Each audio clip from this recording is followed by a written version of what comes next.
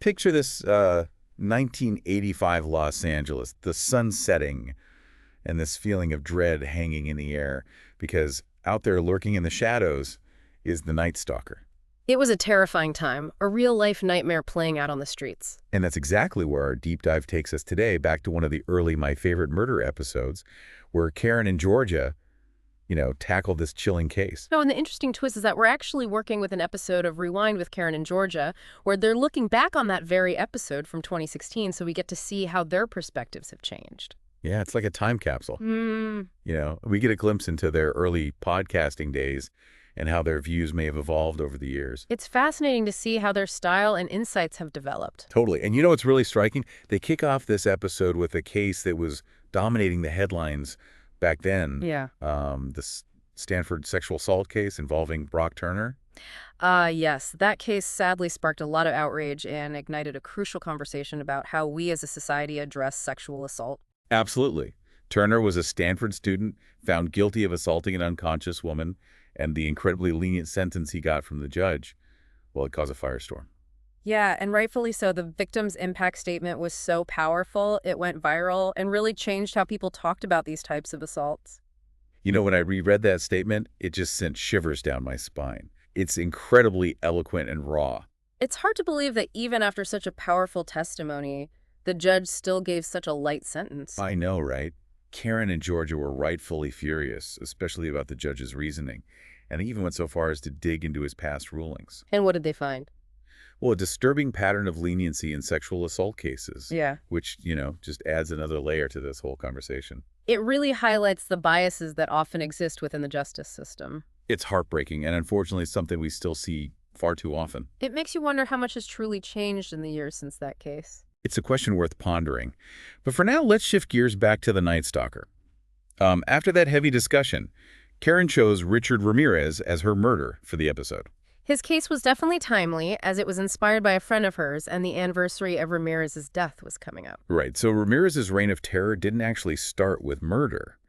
His first known victim was a young girl only 6 years old who he kidnapped and assaulted. That's just horrifying. It's a reminder of the vulnerability of children and how predators can target the most innocent among us. It's truly chilling, and from there, things escalated quickly.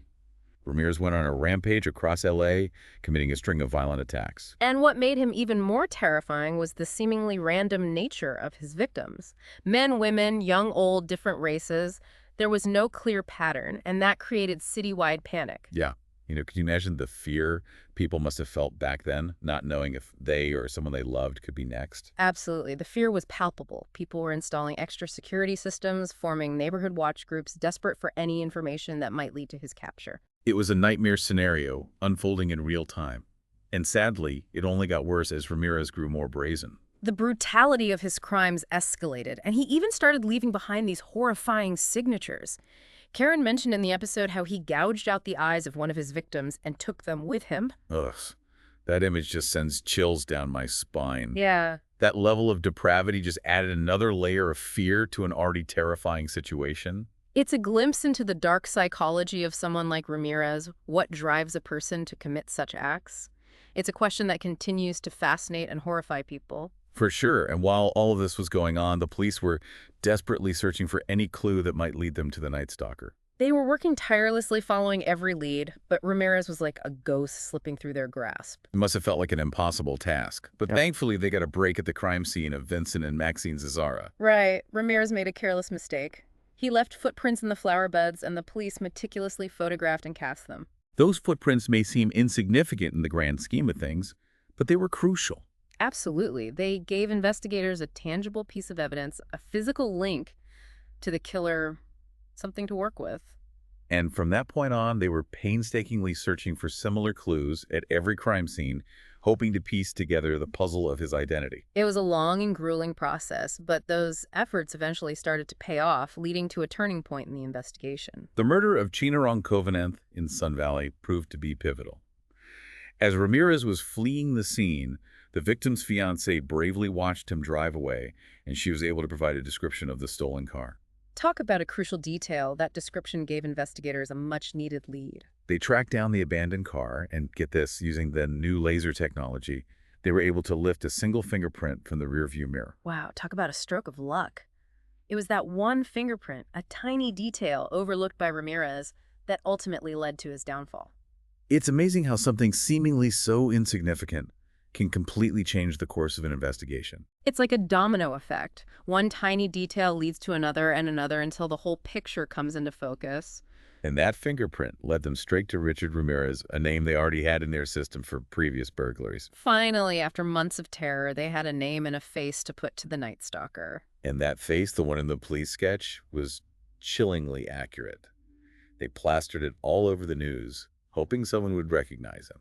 And while the city held its breath, hoping for his swift capture, Ramirez was actually on his way back to LA, completely unaware that he was now the most wanted man in California. Talk about a darkly comedic twist. The police were staking out the bus station, expecting him to arrive there, and he just walked right past them, strolled back into the city. It's almost unbelievable, like something straight out of a movie. And that's when things took an even wilder turn.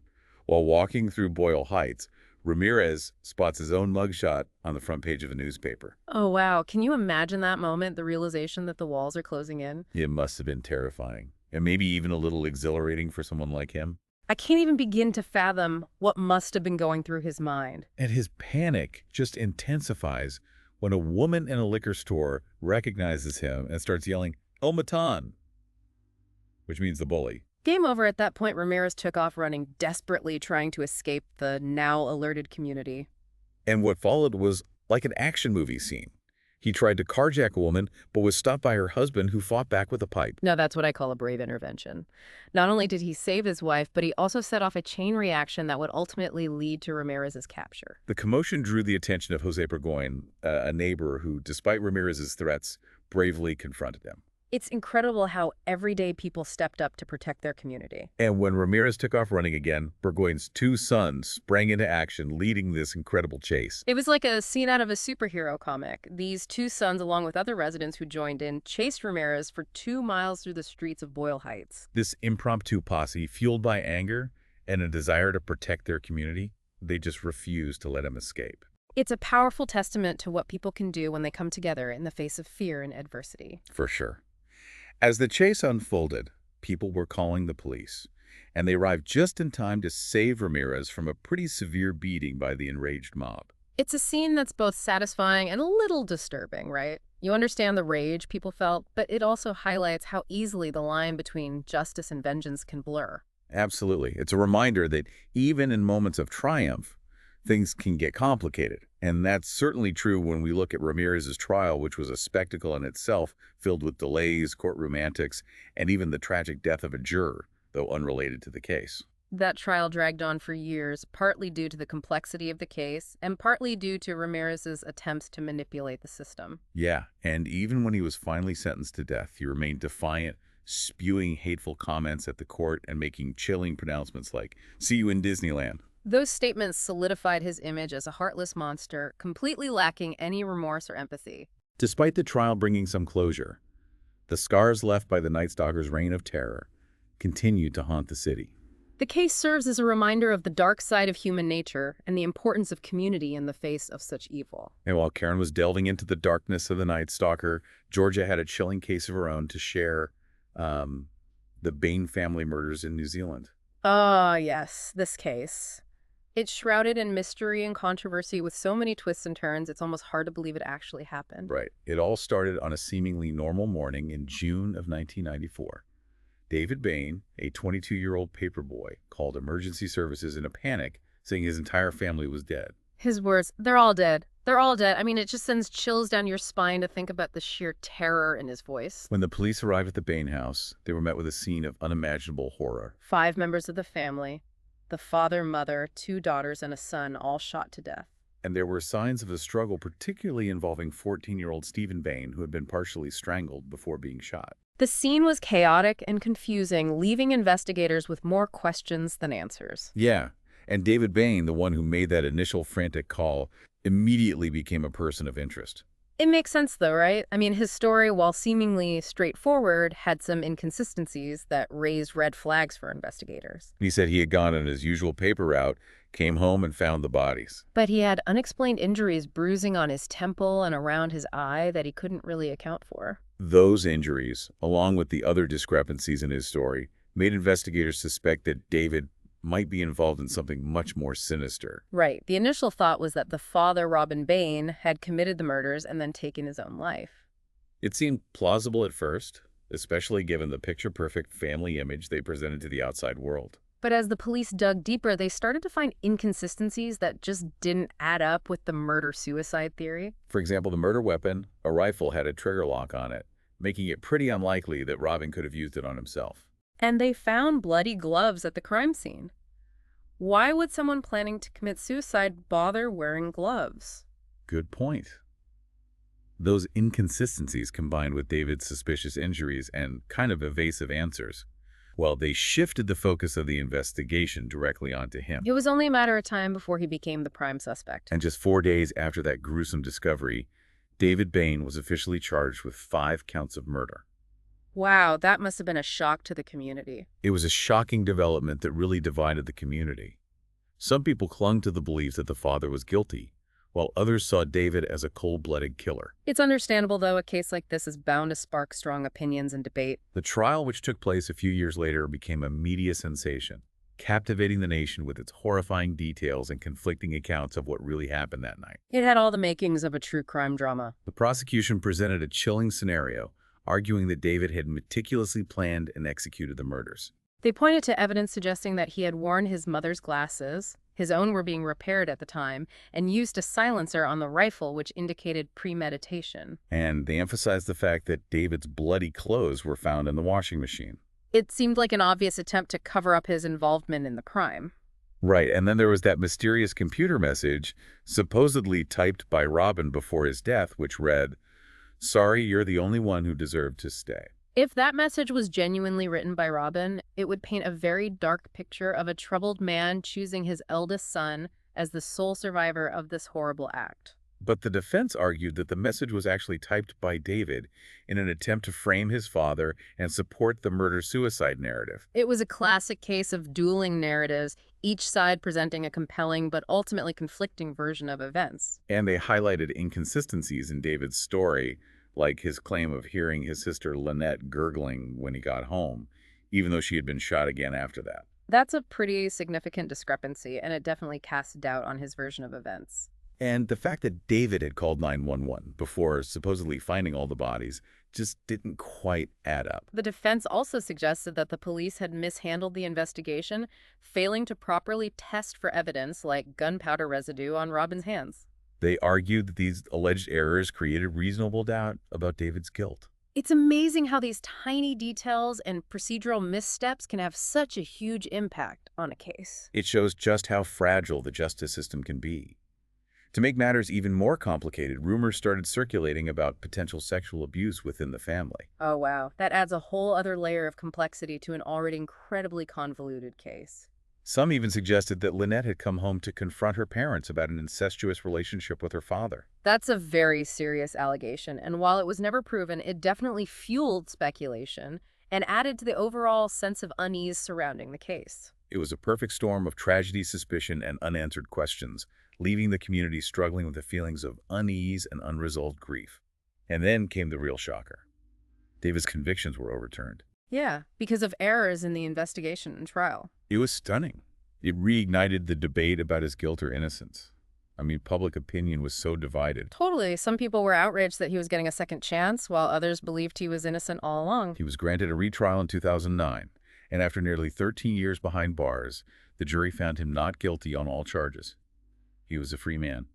But even with the acquittal, the cloud of suspicion never really lifted, did it? No, I don't think so. The Bain case, it continues to be a source of discussion and debate all these years later.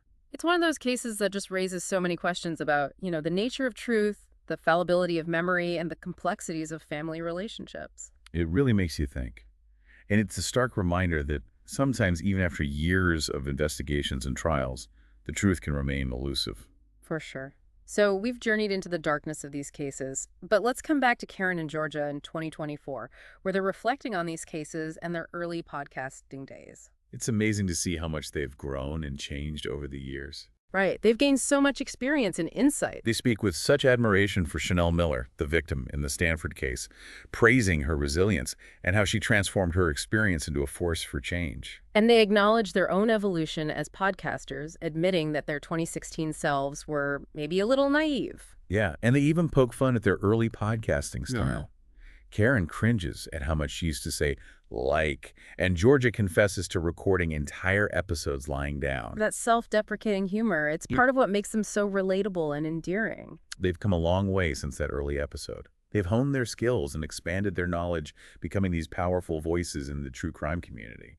And it's inspiring to see that even with all their success, they haven't forgotten their core values, empathy, humor, and that genuine passion for true crime. Absolutely. Those qualities, along with their willingness to grow and learn, is what makes My Favorite Murder such a compelling podcast. So as we wrap up our deep dive into My Favorite Murder, past and present, we're left with some lingering questions like, what truly happened in the Bain household that night? Right, despite all the investigations and trials, we may never have a definitive answer. Yeah. And the brutality of the Night Stalker's crimes and his chilling words continue to both fascinate and disturb. It's a reminder that darkness exists in the world, but so does hope and resilience. For those who want to go deeper into the Night Stalker case, we highly recommend that Netflix documentary, Night Stalker: The Hunt for a Serial Killer. It's a really well-made and thought-provoking look at his crimes, the investigation, and the community that helped bring him to justice.